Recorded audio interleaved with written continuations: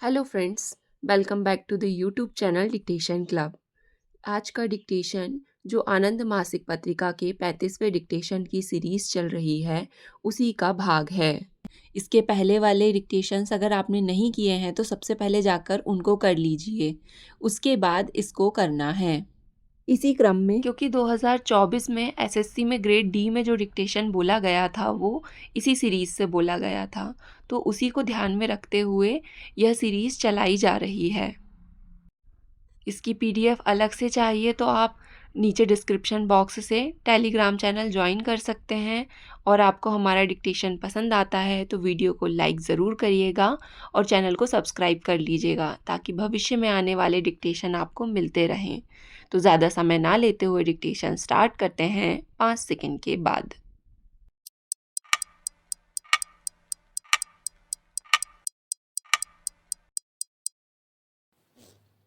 समाज में अत्यधिक महत्वपूर्ण स्थान पाने की बलवती इच्छा को महत्वाकांक्षा कहते हैं।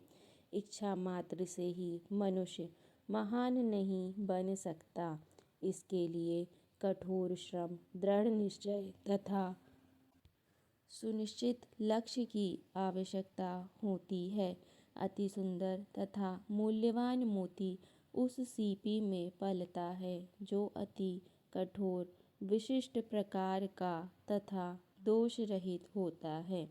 हर सीपी में मोती की प्राप्ति नहीं हो सकती।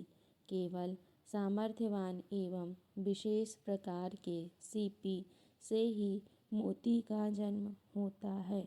कोई भी व्यक्ति शासन का सर्वोच्च पद प्राप्त करने, महान साहित्यकार, वैज्ञानिक अथवा कलाकार बनने के सपने देख सकता है। उसका सपना तभी साकार होगा जब उसके अंदर इस कार्य के लिए विशिष्ट गुण एवं सामर्थ्य हो। ऐसा होने पर उसे सबसे पहले अपने प्रति कठोर होना होगा। लक्ष्य प्राप्ति के लिए हर प्रकार का कष्ट सहने के लिए तैयार रहता होगा। उनकी आकांक्षा किसी विशिष्ट पद को प्राप्त करने की हो सकती है। इसके लिए उसे अपने विरोधियों के प्रति निष्ठुर एवं अनुदार बनना होगा। महान लक्ष्य की प्राप्ति हेतु अपने परिवार के प्रति भी निष्ठुर एवं अनुदार बनना होगा। महान लक्ष्य की प्राप्ति हेतु अपने परिवार के प्रति भी निष्ठुरता दिखानी पड़ सकती है। महान आदर्श कायम रखने के लिए राम ने सीता का परित्याग किया। अपने बंधुओं तथा परिजनों का वध करने के लिए अर्जुन को कृष्ण ने प्रोत्साहित किया। बौद्ध धर्म के जनक गौतम बुद्ध ने अपनी पत्नी यशोधरा तथा पुत्र राहुल का मोह त्याग दिया। अत्यधिक उदार व्यक्तियों को भी अपनी महत्वाकांक्षा की पूर्ति हेतु निष्ठुर बनना पड़ता है। वस्तु के बाह्य आवरण को देखकर उसके आंतरिक मूल्य का आकलन नहीं करना चाहिए। बाह्य आकृति बहुधा मनुष्य को धोखे में डाल देती है। ऊपर से वस्तु जैसी दिखाई देती है, अंदर से भी वह उसी प्रकार हो, ऐसा होना आवश्यक नहीं है। भौतिक जगत में तथा नैतिकता के क्षेत्र में इस प्रकार के अनेक दृष्टांत सामने आते हैं, जहाँ बाहरी आकर्षण के वशीभूत होकर मनुष्य अपना सर्वस्व खो बैठता है। मूर्ख को ज्ञानवान, चोर को ईमानदार तथा दुश्मन को दोस्त समझ लिया जाता है। लोग सुंदर वस्त्र, मधुर वाणी, दयापूर्ण व्यवहार तथा अच्छे तौर तरीकों का प्रदर्शन कर अपनी दुष्टता तथा मूर्खता को छिपाने का प्रयत्न करते हैं। अच्छाई का पाठ पढ़ाने वाले व्यक्ति स्वयं दुराचारी हो सकते हैं। अच्छे कपड़े पहनकर तथा ऊपरी उदारता दिखाकर भोले भाले लोगों को ठगने वालों की संख्या भी कम नहीं है। खद्दर पहनकर महात्मा गांधी का नाम जपते हुए छिपकर चोरी, डकैती तथा बलात्कार का जघन्य अपराध करने वाले भी हर क्षेत्र में मौजूद हैं। सुंदर मुखाकृति से उत्पन्न सहज आकर्षण को प्रेम का नाम देखकर कपटपूर्ण व्यवहार करने वालों की भी समाज में कमी नहीं है। सही समझ, सतर्क दृष्टि, पर्याप्त अनुभव तथा सूक्ष्म निरीक्षण की कसौटी पर कसकर यह परखा जा सकता है कि सोने जैसी चमकने वाली वस्तु वास्तव में सोना है अथवा नहीं। हमें अपनी अंतर्दृष्टि तथा विवेक का प्रयोग करना चाहिए तथा अंधानुकरण से बचना चाहिए। ब्रह्मचर्य का अर्थ है मन, वचन और कार्यों से समस्त इंद्रियों का संयम। जैसा कि ऊपर वर्णित है, इस संयम के लिए त्याग की आवश्यकता है। यह बात मुझे दिन दिन दिखाई देने लगी। त्याग के क्षेत्र की सीमा ही नहीं, जैसे कि ब्रह्मचर्य के क्षेत्र की कोई सीमा नहीं है। ऐसा ब्रह्मचर्य अल्प प्रयत्न से साध्य नहीं होता। करोड़ों के लिए तो यह हमेशा एक आदर्श के रूप में ही रहेगा, पर एक प्रयत्नशील ब्रह्मचारी तो नित्य अपनी त्रुटियों के दर्शन करेगा, अपने हृदय के कोने कुचरे में छिपे विकारों को पहचान लेगा और उन्हें निकाल कर बाहर करने का सतत उद्योग करेगा।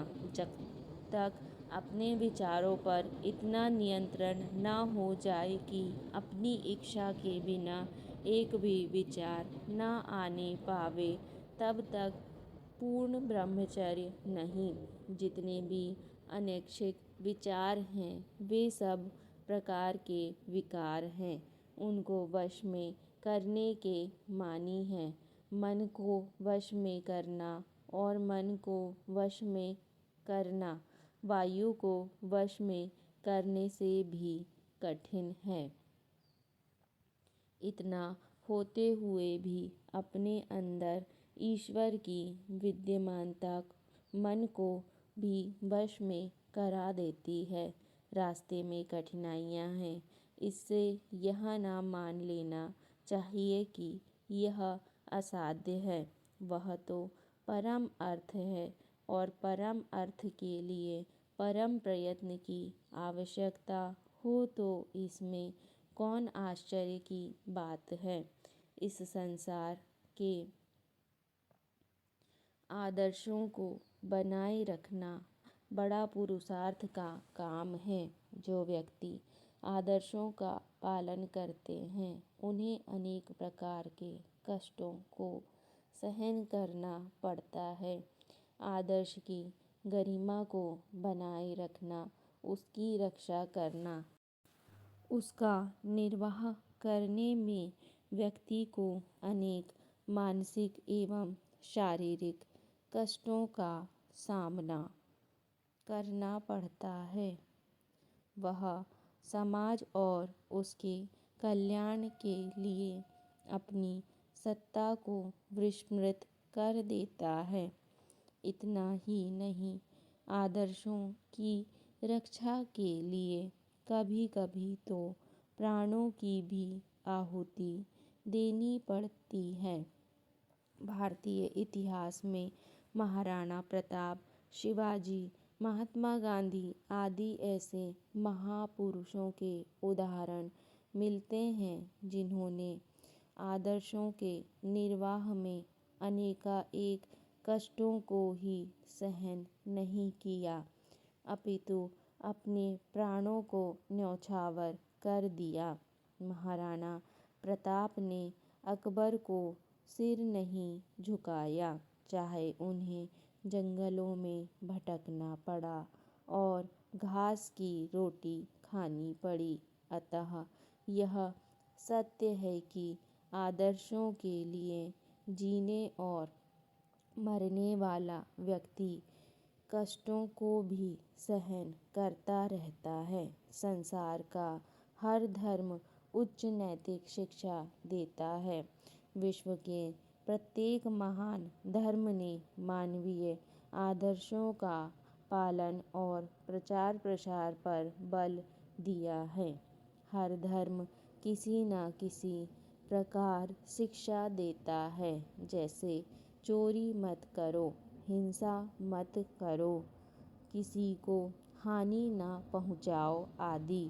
ये सभी आदर्श मनुष्य को नैतिक धरातल पर प्रतिष्ठित करने वाले हैं। इसके विपरीत अन्य दोष व्यक्ति को अपने आदर्शों से गिराने वाले हैं। इस प्रकार ये उच्च नैतिक मूल्य ही सच्चे जीवन मूल्य हैं, जो संसार के हर धर्म में मिलते हैं।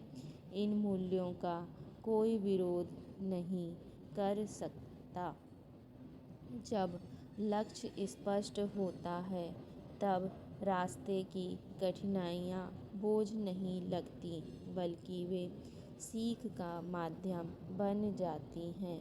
सफलता का पहला और सबसे मजबूत स्तंभ है बड़ा सपना देखना। ऐसा सपना जो केवल इच्छा बनकर ना रह जाए, बल्कि कर्म में बदल जाए। डिक्टेशन पसंद आए तो वीडियो को लाइक तथा चैनल को सब्सक्राइब ज़रूर करें। धन्यवाद।